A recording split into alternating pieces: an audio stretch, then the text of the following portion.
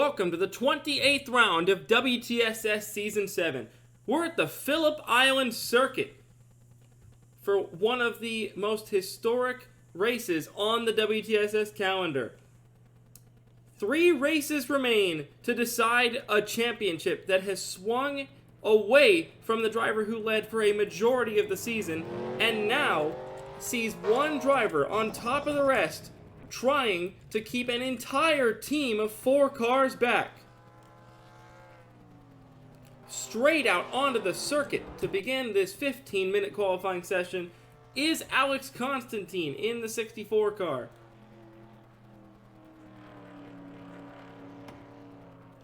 A track that has formerly hosted numerous season-ending events in the WTSS, has seen hopes realized, has seen dreams crushed, and has seen titles won and lost on these grounds. This is a very difficult track to get a lap right around here, and when a championship is on the line, the absolute nerves you must be feeling as the pressure rises to its absolute maximum. Coming into this race, the 83 car from Maverick Motorsports of Chris Louviere is your championship leader.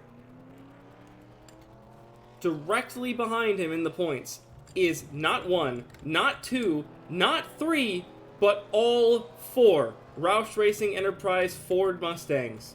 All of them are directly behind the 83, 2nd, 3rd, 4th, and 5th in the championship, all hunting him down, all with an equal chance at the championship, including the 2 protagonists of that team, Ryan Reed and Yuki Tamura. And almost immediately, before we've even had a chance to think about what we're hearing reports that the 75 team is having trouble even firing the engine on James Gibson's car. So an engine issue before even leaving the pits, as drivers now coming out of the pit lane directly in front of those beginning their push laps. You're going to see times on the board in the 137s here that are people leaving the pits. Start-finish line is past pit exit, which means you technically start your first lap leaving the pits, but that's neither here nor there. These drivers know that that lap time is not going to be the representative one that puts on their scoreboard. As we are nearly 3 minutes into this session, we have a collision between the 2 Rocket Atkinson teammates of Chonarong Wangsawat and Jake Stevens leaving their pit stalls. They were the last 2 cars left in the pits to come out onto the racetrack. And tempers flaring as Wangsawat gets into the right rear of Stevens, right in front of traffic as they're coming down through past the pit exit. My goodness. And you have to wonder if that's frustration building for the 08 driver of Wangsawat, who was just informed recently that he will not be returning to Rocket Atkinson Racing despite how strong of a late season charge he's had. And I have to imagine, with a collision that looked to be Jake Stevens' fault coming out of the pits directly into the path of the 08, that had to have been tempers boiling over for the rookie in the 08 car from Thailand, as Bobby Fraser has come back into the pits immediately after coming out.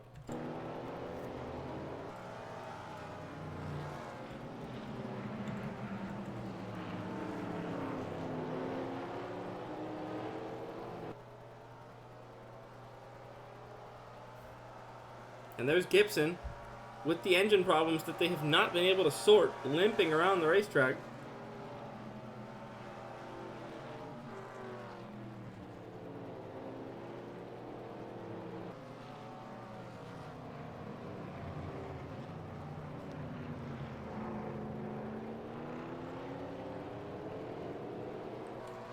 Our first representative times are on the board right now. Aiden Shepard is the fastest of those so far with a 1:34.289, but expect those times to get into the 1:33s as Figueroa puts it down with a 34.08.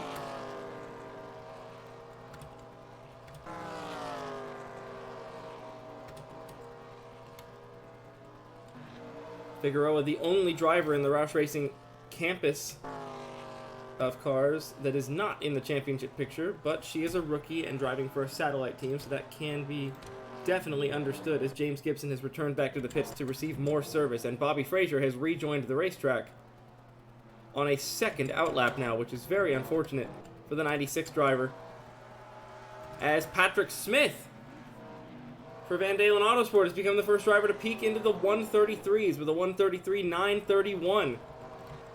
And Yuki Tamura, top of the board, but only for a minute before Jeffrey Finguy with a 33.715 to the top. But Tamura, title contender, important lap when it counted. Jeff McLennan is still not 100% out of this thing. In front of his home crowd, he puts it third fastest for the moment.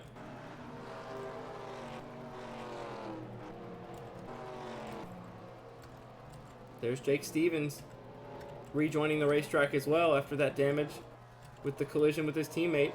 Wang Zawad has still not started a push lap either.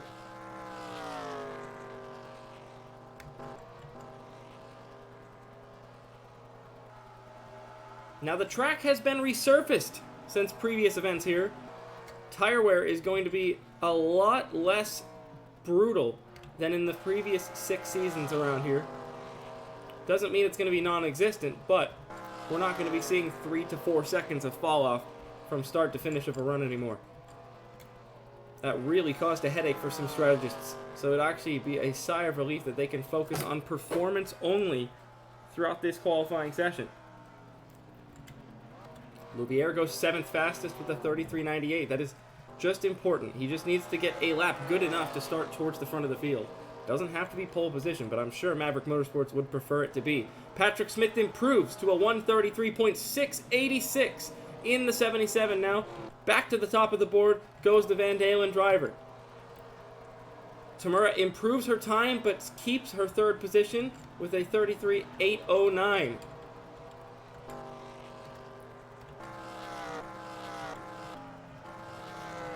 Gibson finally rejoining the racetrack. What about Scott Roush?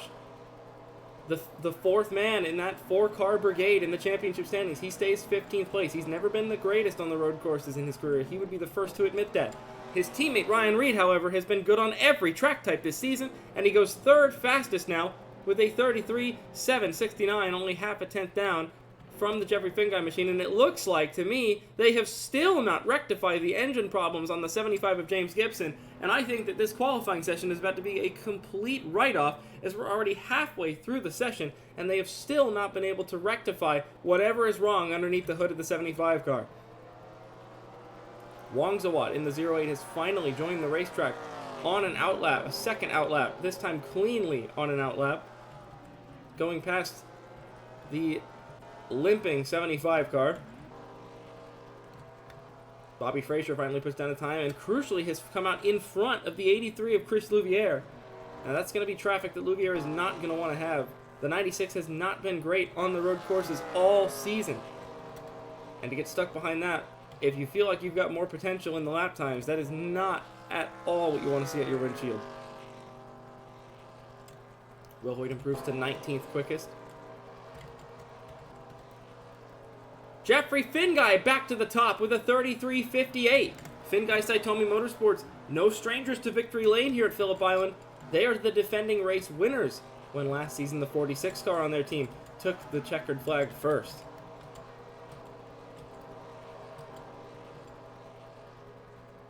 Sebastian Van Dalen pops it up in the top 5. The rookie finding his feet this weekend. We have not seen much of him since the first half of the season. Alex Constantine is coming to the pits for a fresh set of tires, and I almost feel like that is the right call. As it appears after about 3 push laps, the tires are starting to fall off. Becoming increasingly difficult to make any improvements out there. Gibson back into the pits to try and rectify anything that they can try on the engine of that 75 car. They've obviously determined that if they'll replace the engine, they're going to wait till after the session. You just have to feel that procrastination and Junior Motorsports partnership has been just a bit of an R&D experiment for the whole season, pretty much since about 10 races in. And it just looks like they have just resigned themselves to starting dead last today, just to see if they can figure out what's up with this engine rather than chasing a qualifying time.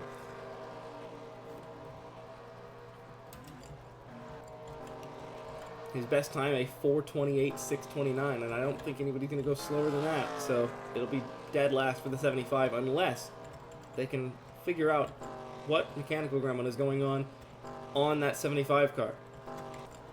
Now you see people crawling into the 133s. We still have a driver who on merit has yet to find a 134. That is the 54 of DJ Curtis. Now we know we've heard from rumors in the paddock that Curtis Racing will cease to exist following the conclusion of WTSS Season 7. The rumor leading that DJ Curtis has been linked to a ride with Maverick Motorsports. We'll have to keep an eye on that story as it develops.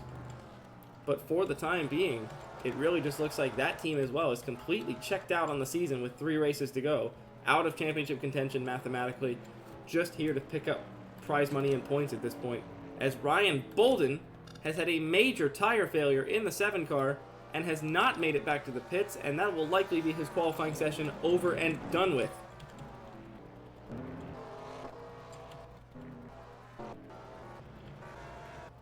Not really anybody out there finding improvements, so people coming out on fresh tires out of the pits right now. And I have a feeling, yeah, the 75 is still mortally wounded out there and is once again taking another outlap to limp around, knowing that there is still nothing they've been able to solve on that engine.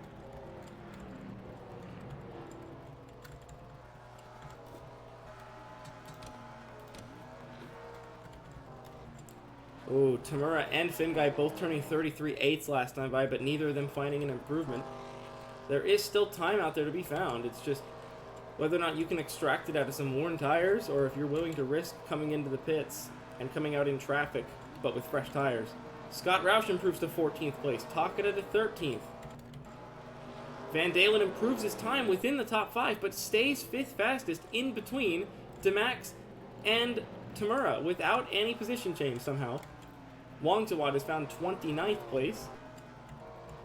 Finally, a representative time on the board for the 08 car with 3 minutes remaining. People leaving the pits are going to have enough time to come around and start what will end up being their final push lap right about now. Anybody who leaves the pits from here on out until about 1 minute 40 left to go, probably going to only get 1 push lap out of their tires.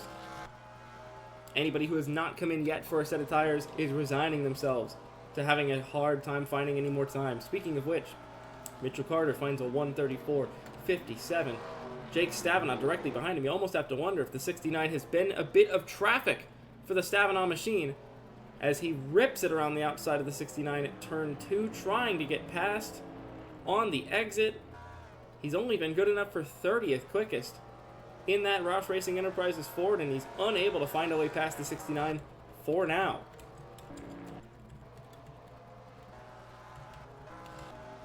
Another 33.8 from Finguy, but still no improvement from the provisional pole sitter. Innes improves to 38th with a 34.80. That is just not what he needs. Another team that has been rumored to be shuttering at the end of the season after only 1 year of operations, as Innes is rumored to be joining Embledon Honshu,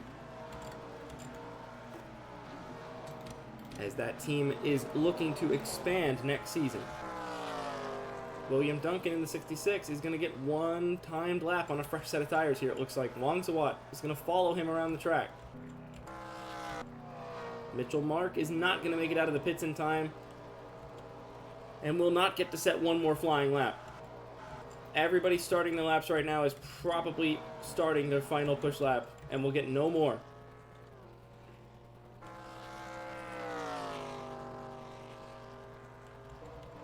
Nobody out there finding major improvements. We're seeing minor improvements throughout the field, but nothing that will jump anybody up the order.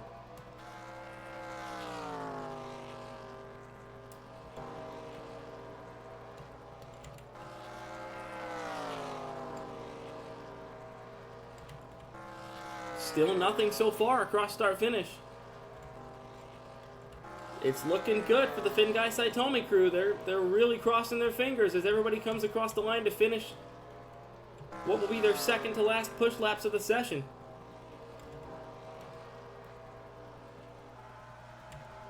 Tamura and Finguy both still turning quick laps, but still have not been able to find an improvement yet. There's Gibson leaving the pits 1 last time, hoping that maybe this will be the time that they found a remedy for that engine so that they can learn for next time. Nope, not a chance, not a chance. That is just so unfortunate for for the Junior Motorsports and Procrastination squad out there, just working their butts off all season and just nothing to show for it. Duncan finishes a lap 400ths off of his best lap on his first push lap on fresh tires. I don't believe he's made it to start-finish in time to finish this lap he's currently on. Wangzawad improves to 29th right at the end. But I think Duncan is going to be about 4 seconds short of being able to set an absolute flyer on a second lap of hot tires. So the 66 car will go no further than 15th place. Stavinoff finds a time up to 17th after clearing Carter right at the end. It's not a great position, but it's way better than 30th place. Nobody else out there really finding any time. We've got 43 seconds left in standby. Anybody already on a lap will get to finish one, but anybody else who started one within the last minute or so will not.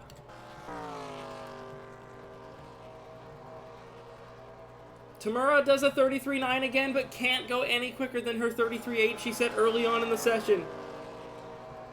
But there is extreme pace out of that 90 car and out of that 60 car. Roush Racing Enterprises really getting the most out of their equipment all season this year. Final 10 seconds. Reed puts down a 33.9, but no improvement. Duncan's not going to make it by 1-2 seconds, and we'll never know if that time was good enough to go up the order. But all of that means is that the 92 of Jeffrey Finguy is going to score the pole at Phillip Island, trying to look for his second win of WTSS Season 7 and keep himself mathematically eligible for the title.